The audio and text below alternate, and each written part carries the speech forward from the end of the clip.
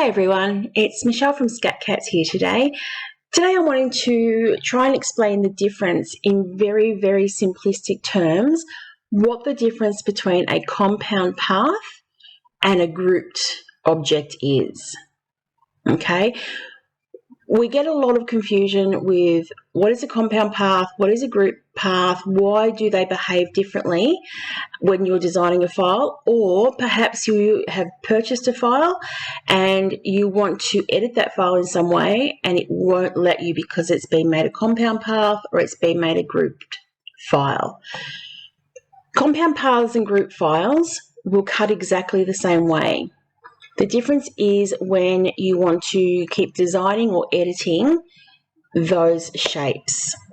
So the easiest way I can explain it is a compound path is multiple paths, multiple cut lines layered together or compounded together to form a singular shape. So to try and explain that a little bit easier with a bit of a visual reference, we're going to make a photo frame. Okay, so here's our photo frame. I'm not going to line everything up. You'll get it. And I'm just going to duplicate this. Where am I? Duplicate. And we'll just move this one off to the side. So here we have two identical shapes. They will both cut exactly the same way. They're just two rectangles within another rectangle. Okay, so I'm going to explain grouping first. Grouping is where we will take these two shapes and we will right-click them and group them. So basically, these two shapes are still individual shapes. They're not one shape. And it will make it a little bit more sense in a second. Whereas this one, I'm going to make a compound path. So you can access compound path via a couple of ways. I use right-click on my mouse. It's what I use for the majority of anything that I design. I just find it easier than coming down the side here and selecting your icons and having to click through multiple ones. I just use my right-click and it's so much easier. So right-click and I will make this a compound path, making sure that both elements have been selected. Okay, and there you can see it looks exactly the same. When you highlight them, it looks exactly the same. The difference is, and I'm going to fill this with colour. Let's just choose this colour. So that is filled.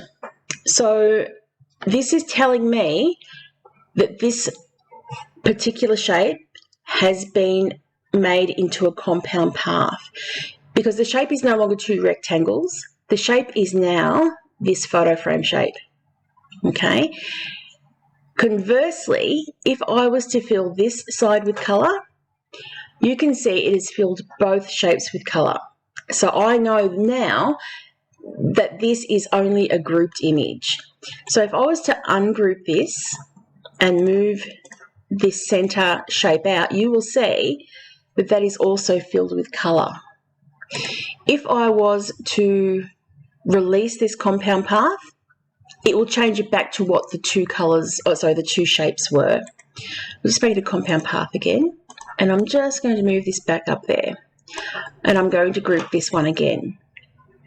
Because the main difference is how these two individual products react when you go to edit them. The main issue we see, or the main confusion we see with people, is when it comes to fonts that have been welded, grouped, or made into a compound path. If you weld a font, generally it will make it a compound path, depending on the font and depending on how it's been edited. Then you might release compound path and all the centres will disappear on your E's and your G's and your zeros or your O's.